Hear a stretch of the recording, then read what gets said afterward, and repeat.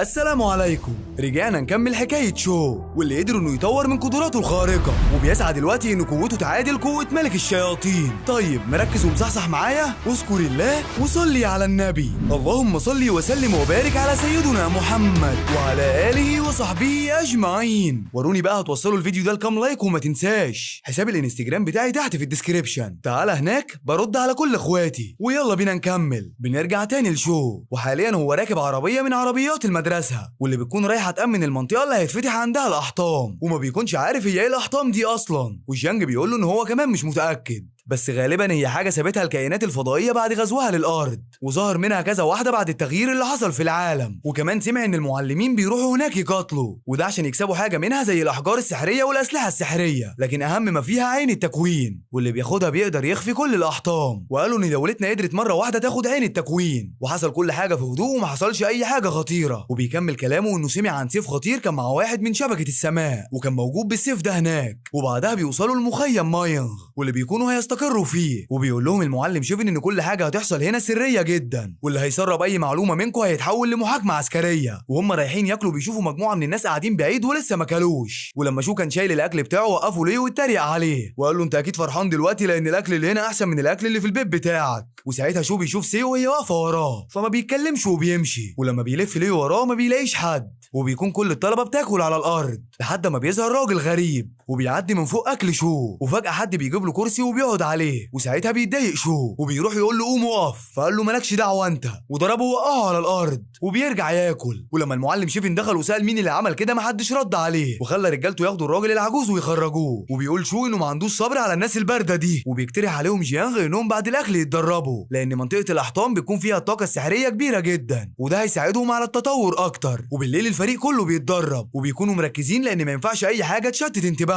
وساعتها بيروح ليه وبيفضل يكلمه وبيحكي له عن ايامه اللي قضاها في دار الايتام، وده اللي بيضايق ليو جدا. وبيكسب شو من وراه نقط كتير، وبيكون شو عاوز يكلم اخته عشان يطمن عليها، لكن ما بيكونش فيه اي شبكه في المخيم اللي هم فيه. وتاني يوم الصبح وهو بياخد الاكل بتاعه الطباخ اداله اكل زياده وقال له انا خدت بالي انك ما اكلتش كويس امبارح. ولما وصل للمخيم لقى واحد جايب له كرسي وقال له تقدر تقعد عليه، لكن شو رفض لانه عاوز يقعد مع زميله جيانغ، واللي بيقول له هو انت ناوي تفضل تضايق ليو لحد امتى؟ فقال له لحد اما يوافق انه يلعبني ريست، لان اخر مره لعبته فيها قوتي زادت فجاه. وبيفضل يطلب من ليو ان هو يلعبه، لكن هو بيرفض وبيحاول انه يهرب منه من كل مكان، لكن شو دايما برضه بيكون وراه لحد ما بيقرر ليو انه يواجهه وقال له مش هنلعب ريست، هنواجه بعض احسن. لكن المعلم شيفن سمعهم ورفض فكره المواجهه، وقال لهم ان انتوا ممكن في المستقبل تكونوا زمايل وما ينفعش يكون في بينكم وبين بعض اي عداوه، لكن الريست مفيش فيه اي مشكله، وبعد ما تخلصوا برضه ترجعوا زمايل واصحاب تاني. وبعدها بيجي وقت اللعب وبيكون كل الطلاب واقفين عشان يتفرجوا، وبيكون ليو متحمس جدا، لكن اول ما بيبداوا اللعب شو بيكسبوا بكل سهوله، وبيقول ان قوته زادت تاني، وبيفضل يشكر ليو كتير، وده اللي بيفضل يضايقه النقط بتزيد عند شو. وساعتها بيقرر المعلم شيفن انه يلعب ريست مع شو، لكن شو بيقدر برضه انه يكسبه بكل سهوله، وبيقول له المعلم انت ليك مستقبل كبير. وتاني يوم بيشوفوا الضباب نازل من ناحيه الجبل وبيسالوا شو هو ايه ده، فجيانغ بيرد عليه وقال له ان هي دي الاحطام، ولازم نلاقي العين قبل ما الضباب ده يقرب مننا، لانه لو وصل لينا بيحاصرنا من كل الاتجاهات. وبعد دقايق بيبدا الضباب يتحرك بسرعه، بيتحرك ناحيتهم بسرعه كبيره، وبيقول قائد الجيش ان كل الناس لازم تنزل من على الجبل في اسرع وقت ممكن، لكن شو بيجري هو وجيانغ والضباب بيلحقهم، وبيقرر شو انه يقف عشان ينقذه، لكن ساعتها بيلاقي نفسه في مكان غريب لوحده، وفجاه بيظهر واحد زومبي ومعاه فاس. ساعتها بيحاول يقتله، لكن شو بياخد منه الفاس وبيقتله بيه. وساعتها بيطلع فوق قمه صخره وبيحاول يدور على اي حد من زمايله، لكن ساعتها بيلاقي ان الصخره بيخرج منها زومبي كتير، فبيقرر انه يهرب منهم لحد ما بيسمع صوت زمايله بيكونوا جايين وشكلهم مرعوبين، وبيهجم عليهم الزومبي وبيقدر انه يسيب واحد منهم، لكن ساعتها بيتدخل شو وبينقذهم. ساعتها بيبدا يقتل في كل اللي موجودين، واصحابه كانوا خايفين حتى انهم يساعدوه. وبعدها بيقول لهم ان هو لازم يمشي وانهم يخلوا بالهم من الارض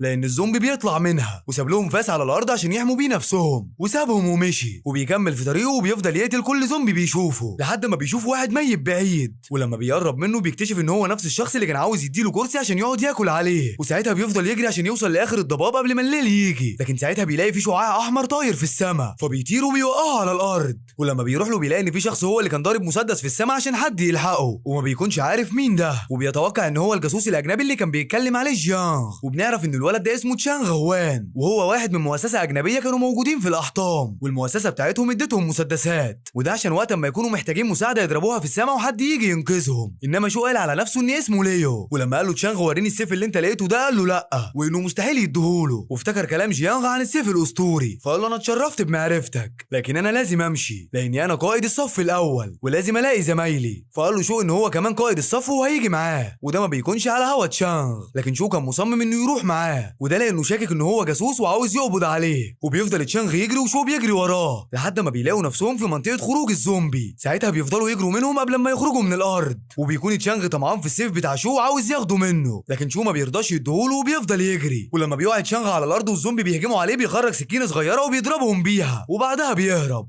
وبعدها بيوصلوا لمكان امن عشان يستريحوا، وبيكون تشانغ عاوز يغدر بيه، بيكون ماسك السكينه ومخبيها ورا ظهره، لكن بيرجع في كلامه وبيخبي السكينه. الصيع بيخبيها في الكم بتاعه، وبعدها بيكملوا طريقهم، وبعدها بيقعدوا قصاد بعض، وبيكونوا الاتنين خايفين يناموا عشان حاسين بالغدر من بعض، لحد ما بيقرر شو انه يتدرب، وبيقول لتشانغ انه يأمن له المكان. لكن المعلم كان بيحاول يتسحب عشان ياخد السيف، لكن فجأة شو بيخلص تدريب وبيتخض تشانغ وبيقع على الارض. والصبح بيروح شو على جنبه وبيراجع النقط بتاعته، وبيكسب نقط كتير جدا من ورا تشانغ، وبيسحب من النقط بتاعته اكله وبيبدا ياكل. وبعدها خد اكله وراح يوديه لتشانغ، لكن بيلاقي انه بدا يهجم عليه بالسكينه اللي معاه، وبيفضلوا يهجموا على بعض لحد ما بيقدر يوقع السيف من شو. بعدها بيحاول يقتله، لكن شو استخدم قوته الخارقه وبيستخدم سلاحه السحري وبيقتله، وبعدها بيسيب جثته وبيمشي، وبيقول لنفسه ان هو ما كانش حابب القتل، لكن في اوقات كتيره بيكون مضطر انه يعمل كده يا اما هو اللي هيموت. وبعدها بيكمل جري عشان يخرج بره الضباب، وبعد يومين جوه الاحطاب لقى شجره تفاح، وقرر ان هو يطلع فوقها عشان ياكل منها، لكن بيتفاجئ ان السناجب متضايقه منه وبداوا يحدفوه بالطوب. فساعتها رمى شويه تفاح في الارض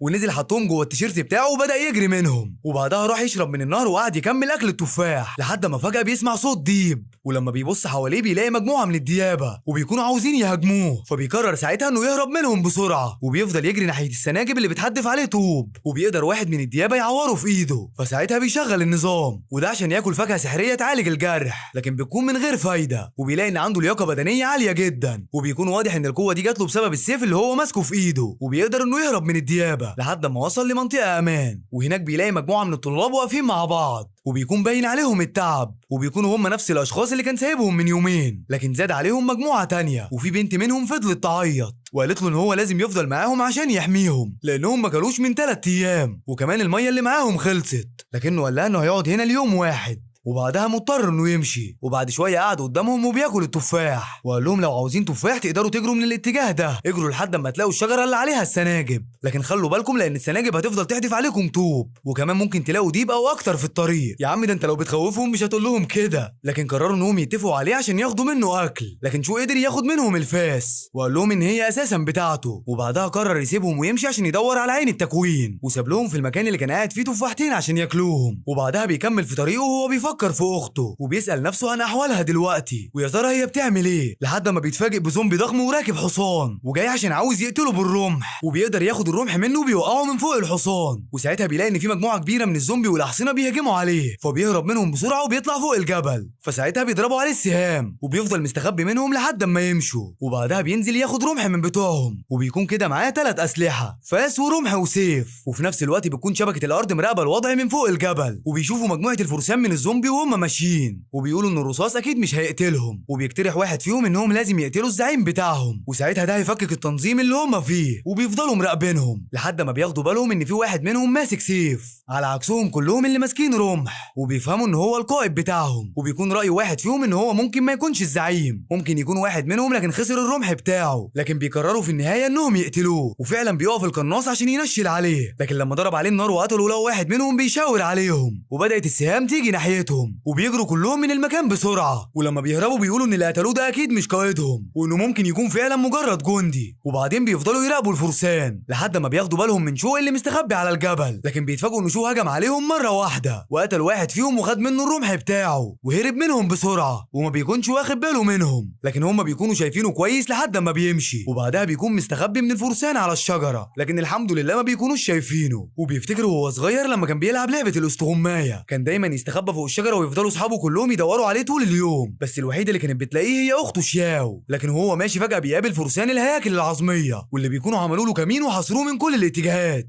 وبداوا يهجموا عليه، لكنه بدا يستخدم الرمح ويقتل فيهم واحد ورا التاني، حتى لما حد حاول يقتله بالسهم سبقه بالرمح وقتله، وبيقدر في الاخر ان هو يقتلهم كلهم. وبعدها بنروح للشاو واللي بتكون متضايقه من غياب شوط طويل، وبتفضل تقلب في الصناديق بتاعته لحد ما بتلاقيه عاين اكياس الشيبسي وكاتب عليها ان هي ما تاكلهاش لحد ما يرجع، وبتفضل تبعت له رسائل كتير وبتساله فيها هيرجع امتى، لكن طبعا مفيش شبكه عند شوفه مش قادر يرد عليها. وبتكون شبكه الارض بيحاولوا يوصلوا لمنتصف الاحطام، وده عشان عاوزين يوصلوا لعين التكوين، لكن المستكشف بتاعهم بيبلغهم بمكان مجموعه من الفرسان، وبيكون واضح ان شو هو اللي قتلهم، وكمان بيقول لهم ان الفرسان اللي كانت بتحمي منتصف الاحطام سابوا مكانهم وبيجروا دلوقتي ورا شو. فقائد شبكه الارض بدا يحط خطته ويشرحها لزمايله، وده عشان يقدروا يوصلوا لعين التكوين بمساعده شو واللي دلوقتي مشتت الفرسان عنهم. وفي نفس الوقت بيكون شو طالع فوق جبل وبيكون شايل كل الارماح بتاعت الهياكل العظميه، وبعدها بيقعد يتدرب عشان يزود قوته. وفي نفس الوقت اللي بيكون فيه شبكه الارض موجوده فوق الجبل ومستخبيين من الفرسان، لحد ما بيتفاجئوا ان شو بدا يهجم عليهم لوحده، وقرروا انهم ينزلوا من على الجبل عشان يساعدوه. ولما نزلوا بيلاقوا شو قدر يتخلص منهم لوحده ومش محتاج منهم اي مساعده، وده لانه قوي جدا. وكده وصلنا للنهايه، شو قوته بتزداد لدرجه مرعبه ومش عارفين ايه اللي هيحصل في الجزء الاخير. عن نفسي متحمس جدا عشان عاوز اعرف ايه اللي هيحصل، واكيد انت متحمس زيي، فيلا انت مستني ايه؟ انزل تحت اتاكد انك مشترك في القناه، وتاكد كمان انك مفعل زر الاشعارات، وده عشان تكون اول واحد يشوف اي فيديو جديد ينزل على القناه ان شاء الله. وطبعا مش هننسى اهم حاجه، اذكر الله وصلي على النبي، اللهم صل وسلم وبارك على سيدنا محمد وعلى اله وصحبه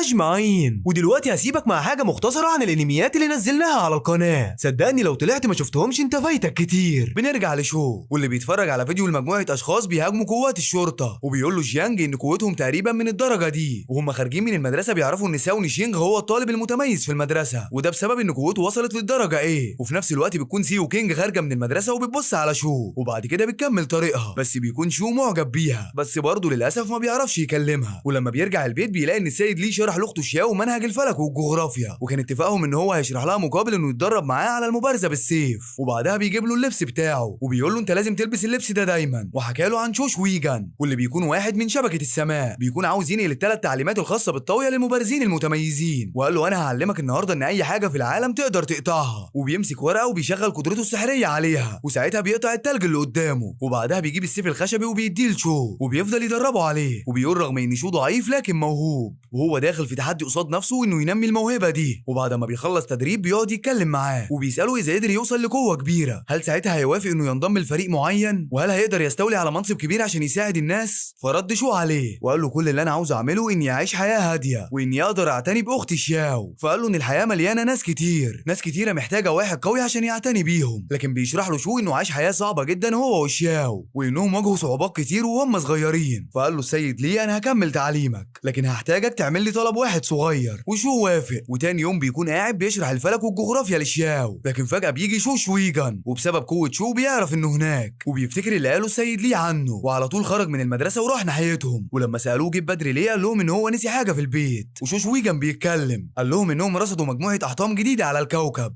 والاحطام دي جزء من المدينه بتاعتنا، وبيطلب منه ان المؤسسه بتاعته ما تتدخلش يوم الافتتاح، واكد عليه ان شبكه السماء عندها مكان فاضي لشخص جديد. وبعدها سابه ومشي. وبعدها بنشوف السيد ليه بيكلم شو بيقول له لازم محدش يعرف انك بتتدرب عندي الفتره الجايه، وبعدين ساب له انبوبتين من الصوديوم والبوتاسيوم وقال له لازم تقيس قوتك بعد تدريباتك. ولما روح البيت وبدا الاختبار فجاه لقى نفسه من الدرجه ايه. بعدها بتتحول الانبوبه للون الازرق، وبيكون اللون ده مش موجود ضمن الجدول، وما بيكونش شو عارف ده معناه ايه. فقرر انه يخرج ويرمي انابيب التجربه. ولما جاله ليه عشان يعرف النتيجه قال له انه لسه في الدرجه زد، وبالليل بيقعد في اوضته يتدرب لحد ما بيقدر يوصل لتعويذه بتحميه من الصدمات على جسمه كله. وبعدها بيروح يطمن على اخته وبيكتشف ان هي كمان قدرت تخترق الغيمه بتاعتها، وبقى فاضل لها 6 مراحل. فقال لها ان هو كمان اخترق مرحلتين من الغيمه وفاضل له 5، وكده هما الاتنين قوتهم بدات تزيد. وبتكون القوه اللي كسبتها شياو انها تقدر ترجع الكائنات اللي ماتت في الفتره الاخيره، وانها كمان تقدر تتحكم فيها، ومن ضمن الكائنات دي النمل والعصافير. وبعد كده عشان يختبر قوتها وداها حظيره الخنازير وخلاها تاخد مواصفات واحد فيهم، ولما رجعوا البيت خلاها تحضره وبدا يعمل عليه اختبارات. قرر يجرحه بالسكينة، وبعدين طلع السيف السحري بتاعه وقتل الخنزير بيه. وبعدها بالليل بيسمعوا الأخبار، وبيعرف إن التلاتة اللي هجموا على الشرطة قدروا إنهم يسرقوا خزنة من البنك وتسببوا في إصابة 17 شخص ومقتل 3 أشخاص. وبعدها هربوا، وهم بياكلوا بيحس شو بالعصابة وهي بتهرب من على الجسر، وبيقرر إن هو يخرج، لكن بتقول له شياوي إن هي حست بيهم هي كمان وإنها عاوزة تيجي معاه. وبعدها بيطلعوا فوق السطح، وبعدها بيستخدموا قوتهم السحرية وبيفضلوا يتنططوا فوق أسطح البيوت لحد ما بيوصلوا للجسر. وهناك بيشوفوا المعلم شيفن وهو بيواجه العصابة، وبتكون العصابة عندها قدرات خارقة وبيقدروا يتحكموا في النار والأرض.